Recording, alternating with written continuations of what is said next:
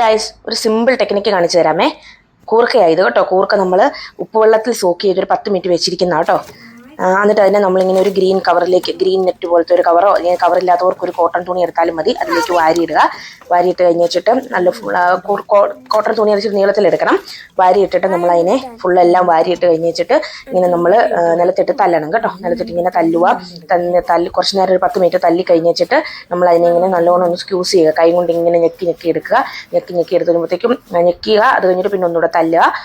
അങ്ങനെ ഒരു 10-15 മിനിറ്റ് നിലത്തിട്ട് തല്ലുക. ഇങ്ങനെ ഞെക്കി മിക്സ് ചെയ്തെടുക്കുക. അവസാനം അതിൻ്റെ തൊലി കണ്ടോ, ഓൾമോസ്റ്റ് പോയി കേട്ടോ. അതിലേക്ക് നോക്കിയാൽ നമുക്ക് മനസ്സിലാകും അതിൻ്റെ ഭൂരിഭാഗം തൊലിയും പോയിട്ടുണ്ടേ. അത് കഴിഞ്ഞ് പിന്നെ ഒന്നും കൂടെ തല്ലി. അങ്ങനെ ഒരു 10-15 മിനിറ്റ് സെയിം പ്രോസസ്സ് ചെയ്ത് കഴിയുമ്പോഴത്തേക്കും നമ്മുടെ കൂർക്കയുടെ ലുക്ക് ഇങ്ങനെയാവും കേട്ടോ. ഇതിലോട്ട് നോക്കിക്കും നമ്മുടെ ഫുള്ള് തൊലി, ഓൾമോസ്റ്റ് ഭൂരിഭാഗം തൊലി അതിൻ്റെ പോയിട്ടുണ്ടേ. ഇനി വേണ്ടവർക്ക് ഒന്നും കൂടെ കഴുകി വാരി തല്ലിയ സെയിം പ്രോസസ്സ് ചെയ്താൽ പോകും ഫുള്ള്. ഇനി അതല്ല എന്നുണ്ടെങ്കിൽ നമുക്ക് കത്തി കൊണ്ട് ഇങ്ങനെ ചിരണ്ടി എടുക്കാം. നമ്മുടെ കൂർക്ക റെഡിയാവട്ടെ ഇവിടെ കറി വെക്കാൻ.